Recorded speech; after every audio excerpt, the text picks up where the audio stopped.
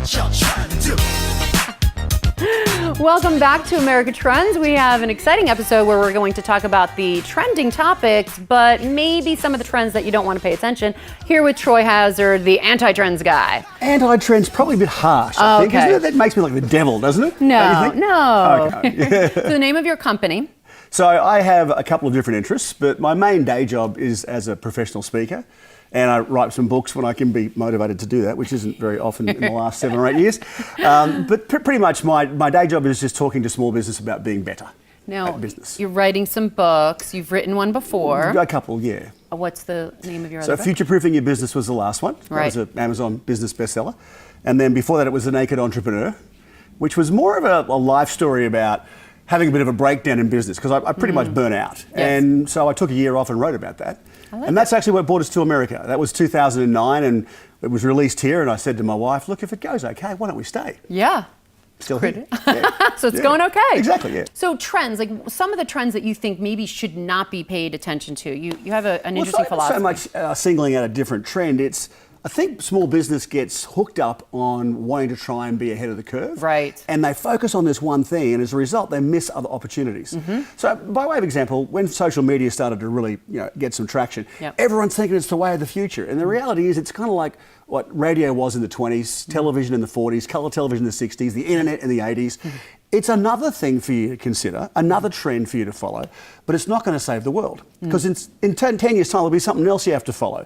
So what happened, I think, was small business got polarised and forgot everything else and focused on that. And as a result, missed other important opportunities because they were focusing on one trend, not all the trends that have some sort of influence on their business. So it's like just incorporate that in as another marketing tool, not as the sole focus. Well, a little bit. Like don't get away from the other things that work. Let me give you a personal example. So our search engine optimization on our website, on my speaker website, is awful. Okay. It's terrible. What's the name so we can pull TroyHazard.com. .com, okay. So it's a nice site. It's a good piece of advertising for us, but search is terrible. Now I could go and spend $5,000, $10,000, $100,000 fixing my search, but it's not my market. I only have to get to 30 speaker agents to book me every year. Right. I don't need to get to 100,000 people, so why would I not just focus on those 30? Instead of Yes. spending $100,000 on search, Yep. go and take them racing for the day, or put them in a helicopter and take them to lunch, because I only need to talk to 30 people. Right. That's the trend that I shouldn't be focusing on. It's I'm- important, Yeah. but where do you invest the money that you think is going to have the most impact? So that's encouraging for people because I think they think, oh my gosh, I Yeah. have to have millions, right? Like Right. for instance, a very popular trend online is gaming. And Yeah. PewDiePie is have no literally clue what that the is. number one YouTube star. PewDiePie, okay? Right. He's a gamer. Okay. And everyone like follows him. So millions and millions, I think billion, like he's top Really? off as far as followers or views, Yeah. right? But it's like, dude, do you really need to be PewDiePie? Because if you pull up one of his videos, you're like, oh Yeah. my gosh, you're like, I don't want to see it because it's not our market. No, it's right? for what purpose? Right. So and what outcome? What I've told clients is you just have to have, say, 100 raving fans, 1,000 Right. raving fans. You don't have to have millions and millions and millions. Yeah. And I think that's where people get distracted. And that's the trend that I you're think talking so. about. You don't have to be the most popular. I You think just so. have to hit your market. Well, yeah, I think so. We have 12,500 people that follow me on Facebook. I have no clue who they are. We don't make a penny out of Facebook. But it is still important to have that community, Right. that audience, that following.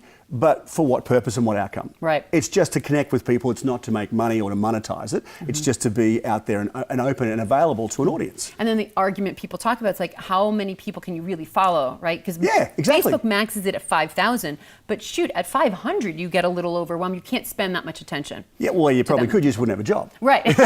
Or live, there would be no exactly. racing. Exactly. So we're going to have you stay on for the lightning round where Jared, our producer, is going to show us trending topics of the day and you're going to comment on them. That sounds like it's going to hurt. It might. It might. I don't even know what they are, but I'm going to ask You you. don't know what they are. No, I have no What idea. chance have I got? No idea. No chance. But you get to just swipe right or swipe left, just like Tracy did in the dating world. So swipe right on a trend, swipe left on a Okay. trend if you don't like it. I got it. We'll be right back with our lightning round where we're going to highlight the top trends of the day. Troy will tell us swipe right, swipe left, and what you should pay attention to or just ignore.